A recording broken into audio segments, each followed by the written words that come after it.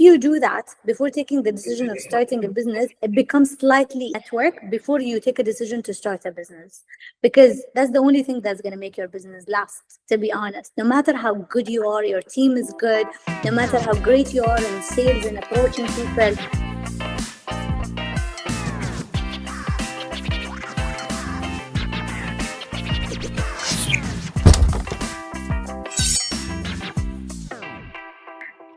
Welcome to the Business Narrative. It's me, Wajiha Nadeem. Today our guest is Shahd. So Shahd, how are you? I'm good. How are you? I'm doing also good. Thank you so much for joining us today and giving us your valuable time. So could you please introduce yourself and tell us about your journey? First of all, thank you for having me. It's a pleasure always. So my name is Shahd Alzaki. I am 32 years old. My educational background is architecture engineering. So I did engineering in the beginning. This is where my journey started during university, when I discovered that I do have a passion for entrepreneurship, and I really love doing marketing and events management, but I was studying engineering. And I started not liking the idea of being in a desk job, always designing and doing plans. So during university, I took a lot of part-time jobs. I made a list of what do you need to learn to be an entrepreneur. So you need to learn about HR, about finance, and I need to learn about the industry I want to go in, which is events management, digital marketing, PR.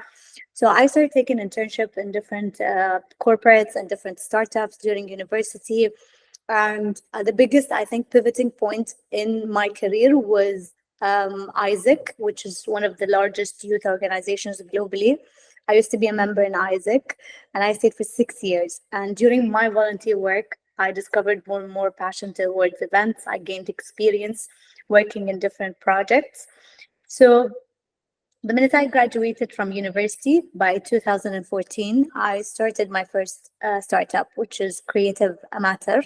It's a creative agency. It's specialized in digital marketing, events, and design, and now video production as well.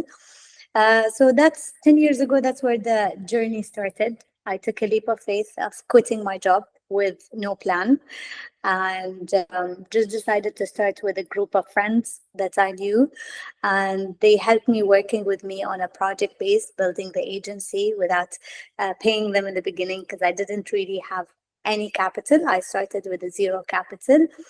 Year by year, we started building our portfolio, our database. I've used my network from all my previous jobs and my volunteering experience, and that benefited me a lot in getting the first round of clients, let's say. And Shahad, this is a so-called men-dominating society. So do you think the girls are facing so many pressure from their family and their circle in their social circle? So do you face that problem? You mean the problem with my parents Yeah, or the and society? Oh, so what's the problem? You mean me entering like business or the events field? actually girls are facing so many problems, like how will you run the business, and the peoples are not gonna trust the girls specifically. So Yeah. did you face that problem? Yeah, I face that problem. I still face that problem. I'm not going to deny it. Um, Actually, I do have a funny story about that, because 10 years ago when I started, when it comes to my community, my family, I come from a very traditional house of everyone is a doctor or an engineer.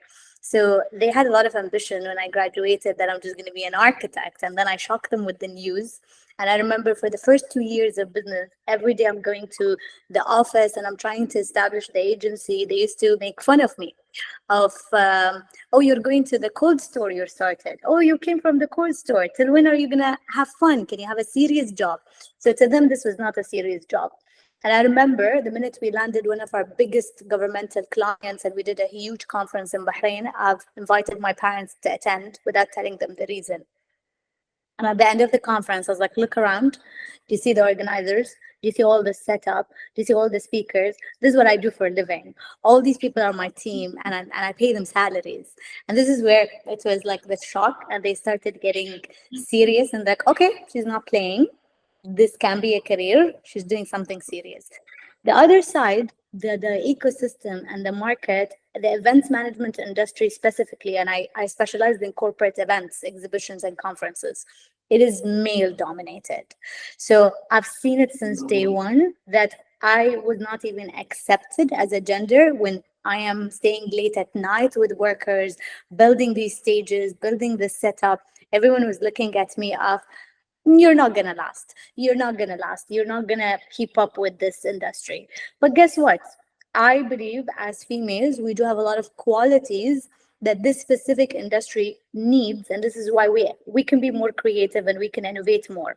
We're multitasker by nature versus men, and events need multitasking, risk taking, quick decision making, and as a female, we're used to it. So to me, it was a fuel. Until this day, it's a fuel. Every single time I hear a no, it's just a huge push to me. I'm like, challenge accepted. Let me show you how it's done. We definitely can. There is always the narrative of, and especially after years, there was the narrative of, no, you're gonna need to start a family. You're not gonna be able to balance it out of starting a business. But throughout the 10 years, beside Creative Matter as my agency, 2 years ago, I started a production studio and filmmaking with my youngest brother.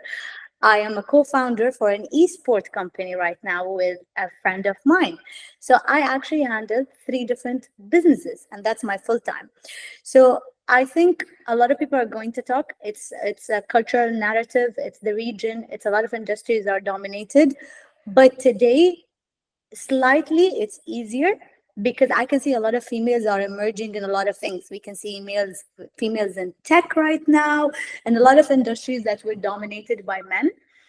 So the more we have females being integrated, the easier it becomes for people to accept it. So definitely it's easier right now. The challenges sometimes come off as, oh, we're not sure, you're a girl. 90% of my team are actually females as well. So yeah, I took that challenge a bit too far. I would love to prove a point.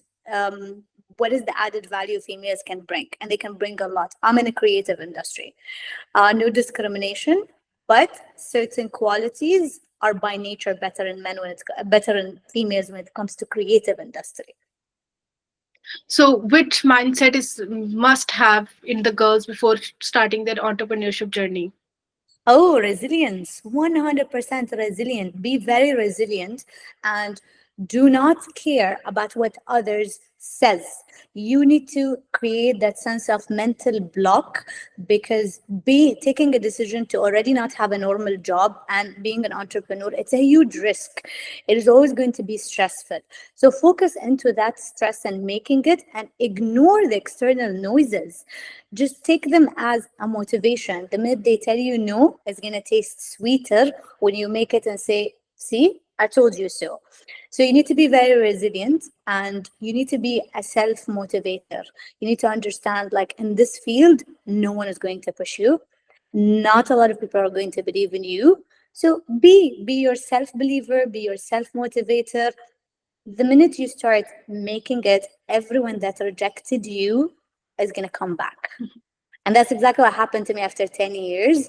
A lot of the no's today they're coming to me of, can we work with you? Can we collaborate with you? How did you guys sustain and last even after COVID? So you just let your work talk on your behalf. I also agree. Just believe in yourself. Everything is gonna work out. So nowadays, AI is just a buzzword. Like everyone is talking about. Okay, let's make a content with the AI tools.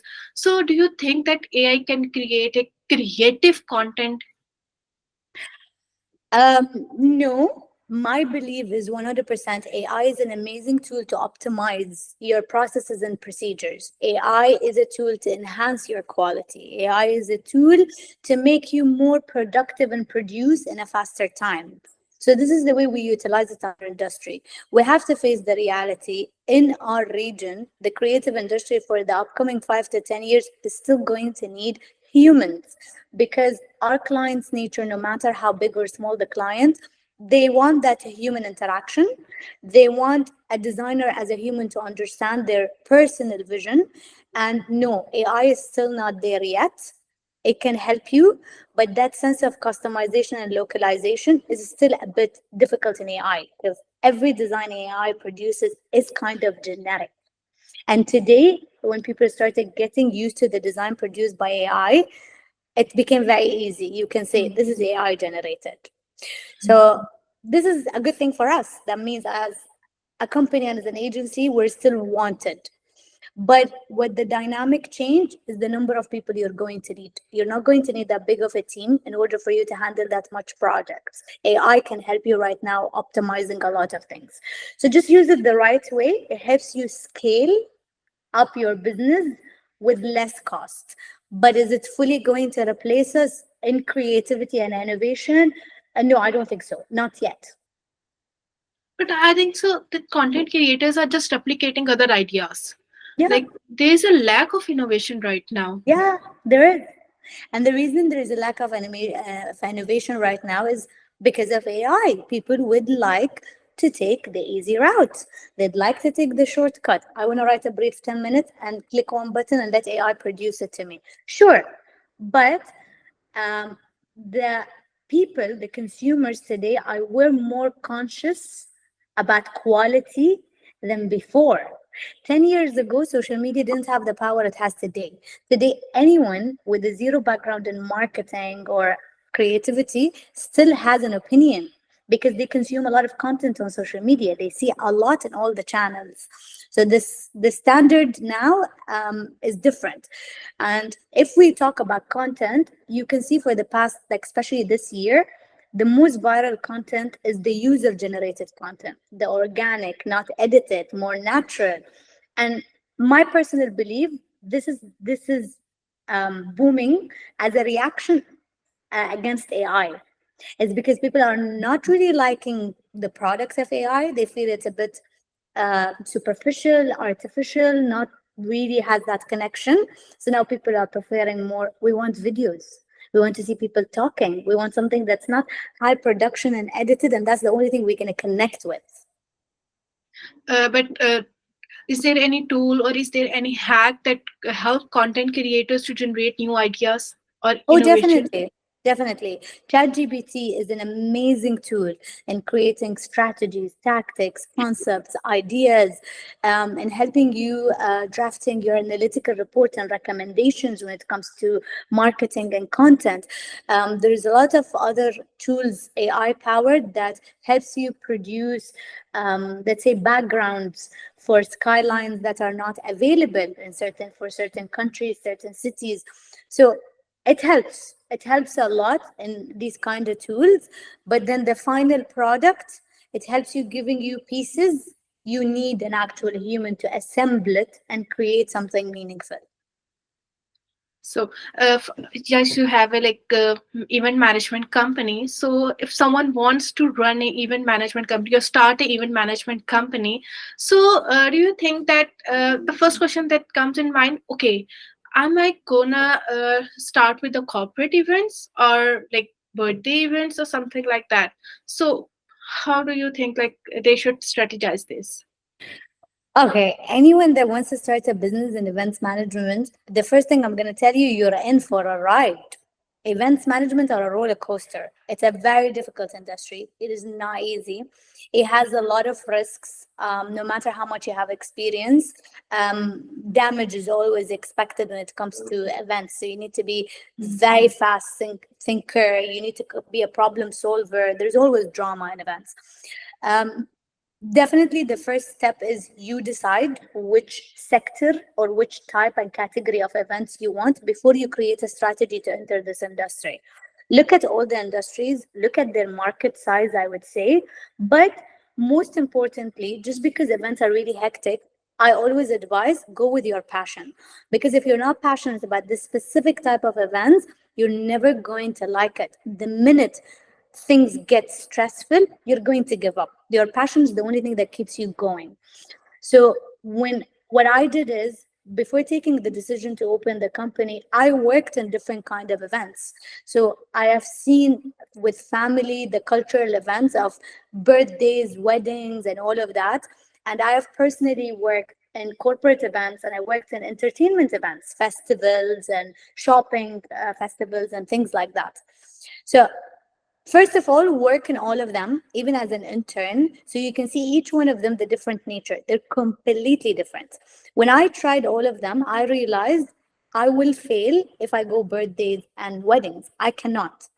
My personality just doesn't work with the clients of the weddings. I am not creative with that kind of setup. It requires people to be very creative with the setup, has a flower arrangement background, all of that.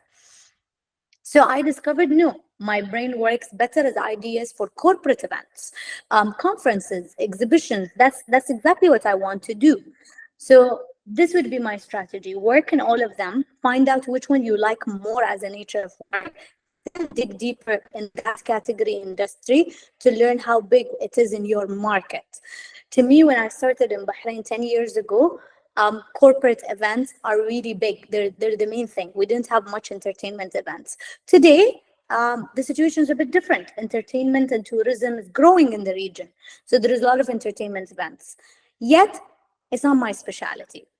So the last advice I would give to someone in events, don't enter in something and then decide in the middle, I want to do everything. You cannot do everything in events. Events are all about paying attention to details. You cannot be a wedding planner and an exhibition planner. Completely different style, management, content, everything. So whatever you specialize in, just make sure you become the best at it and take one category.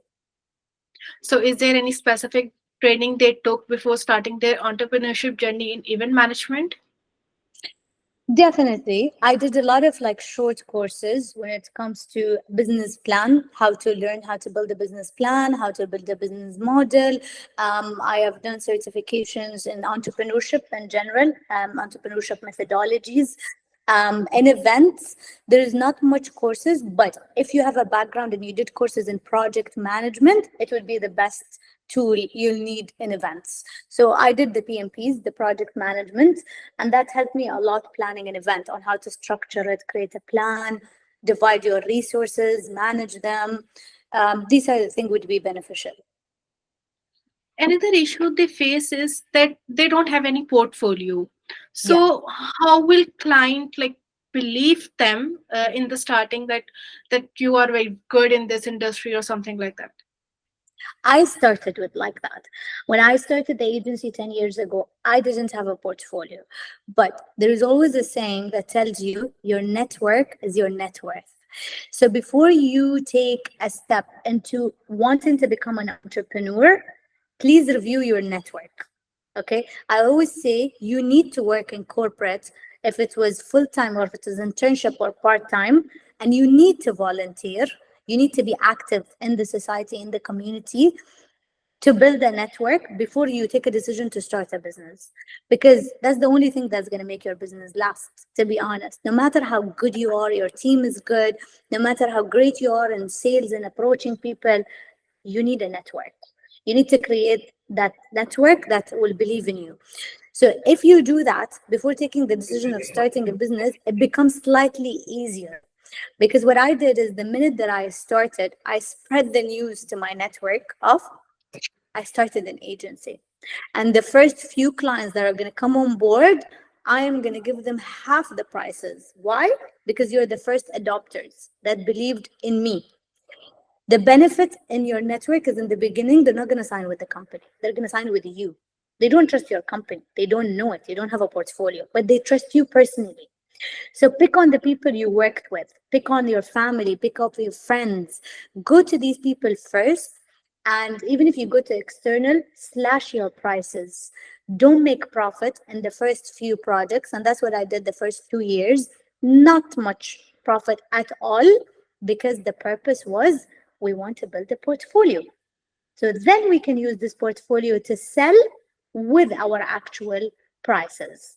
So it took 2 years of building names, using the network, going out and to every business event that's happening to network and gain new people that we can work with. Always promoting this offer. We just started. So first people are going to come, they're going to get a lot of our attention, and we're going to give them 50% off. Within 2 years, we've managed and thankfully to build a good database of clients, and we built portfolio. Then we started going out to the market. Now we're like, no, we have packages, we have pricing, that's how much we take. If you don't trust, there you go. These are all the events, all the work we've done. As you are also in a gaming sector, like you have also running a business in a gaming, so how do you manage these two different businesses? Okay. There are actually three. There's three startups in total, but two are related. The production studio with my brother is photography and videography. So in my agency, we also do videography. So we just work together. Esports is completely different. I don't have knowledge or background in esports, but I have one of my best friends who 2 years ago entered this industry, and it was very interesting to me. I personally really wanted to get into the tech field, but I've never had an idea that is technology based. Um, so when I started reading about it, educating myself of what is esport, what is gaming, what do they do, he had this idea last year of, I want to build the first platform in the Middle East that actually trains gamers to become professional and create a career. I am very passionate about anything that has education and training because I am a full-time mentor and a trainer at the same time. So I work with a lot of entities in Bahrain and programs in entrepreneurship to mentor and coach and train. So the minute I heard training was music to my ears. I was like, okay, so it doesn't exist. So in the Middle East, I found out that we have 500 million players, and these people have a career. They give full-time jobs as gamers. They make a lot of money, but they don't have access to training, and they want to go compete internationally. So the industry was very promising. The numbers were great. The concept was amazing because it's the first in the region. It's called ProCode. So it's a digital platform that literally has online content like master classes. Depending on the game you play, you get trained and you become pro. And it also connects you to coaches internationally and regionally. And you could book coaching sessions.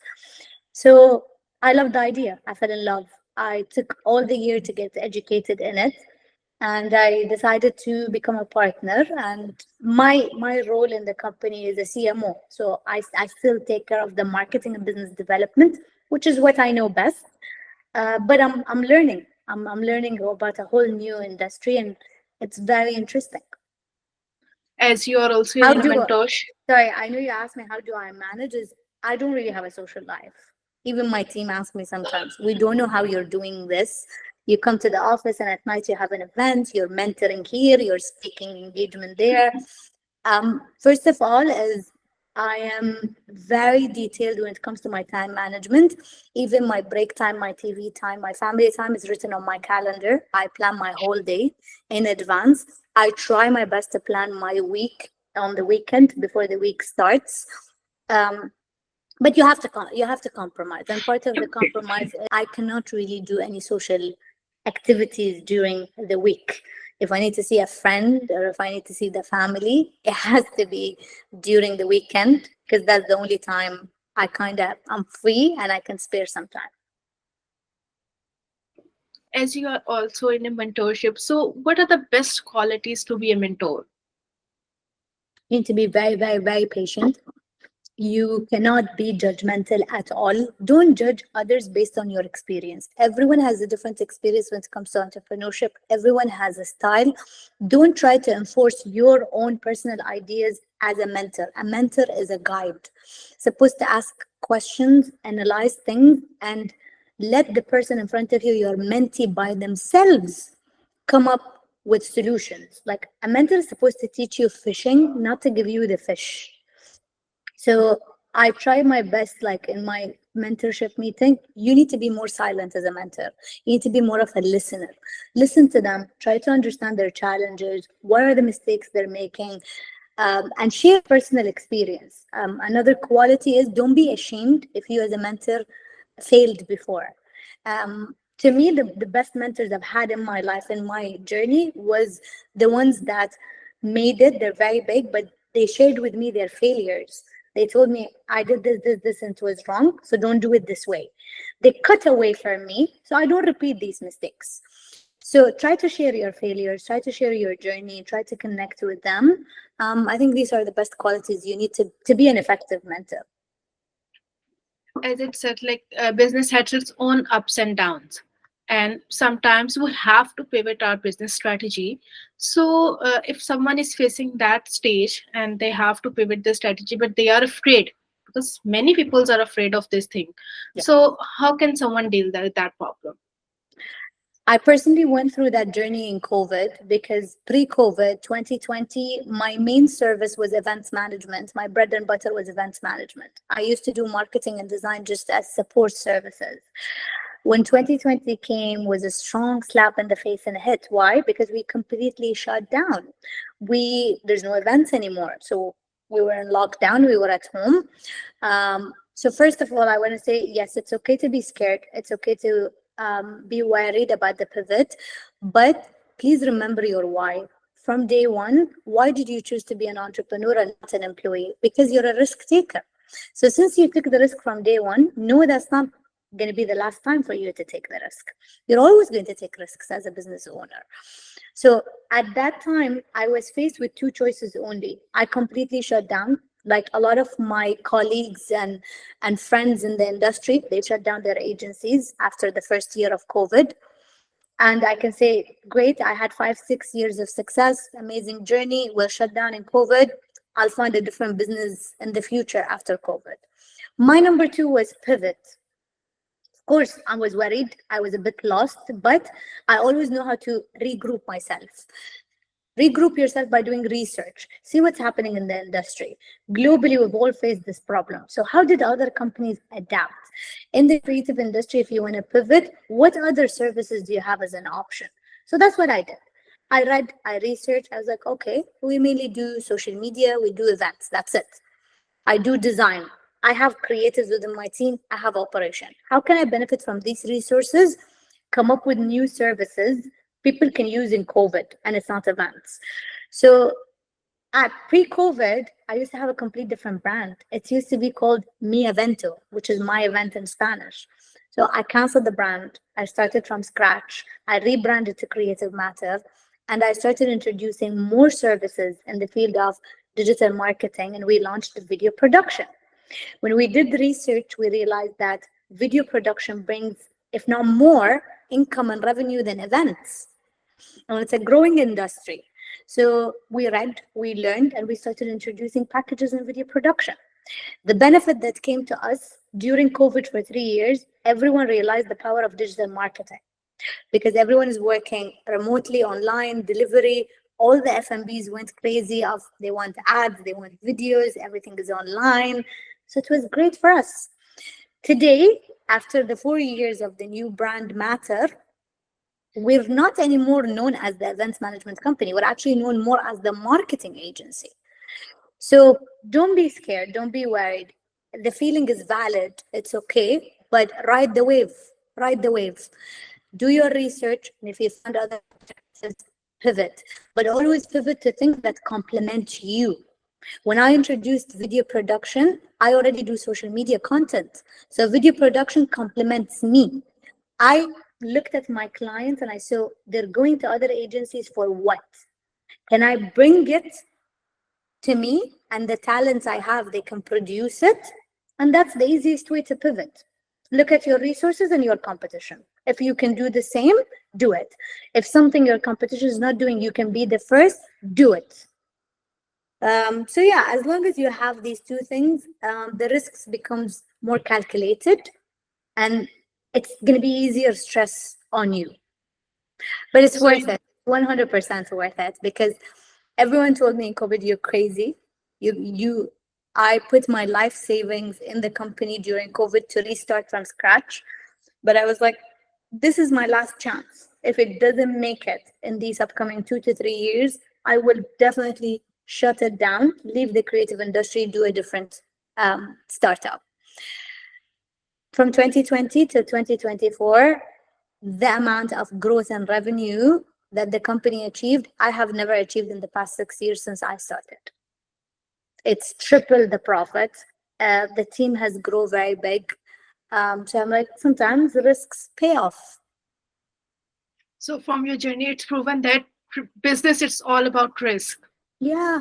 So you think so risk averse person can do the business? Yes, but they take longer time and sometimes they can be slower because they need to overthink it because they're only able to take calculated risks. I think yes, they can definitely do it, but they will take longer time because they need to think more and they want everything to be calculated. Sometimes that might be a negative because they might lose opportunities because they're not going to wait for you. So it's really nice talking to you. So how can people connect you and find your work? So, first of all, you can connect with my agency if we can help you with anything. It's creativematter.me on all socials and our website. Personally, my account is sh.alzaki, Alzaki. My contact, my email is in my Instagram account. More than happy to always provide any guidance, any support, any advice. You can reach out to me. Thank you so much. It's really nice talking to you. Thank you very much for having me, and thank you for this great initiative. I think you're doing such an amazing job, and I hope our stories could inspire and benefit a lot of individuals and youth that would like to embark on this entrepreneurship journey. I wish you all the best. Thank you so much for these generous words. Bye. Thank you. Bye. Bye.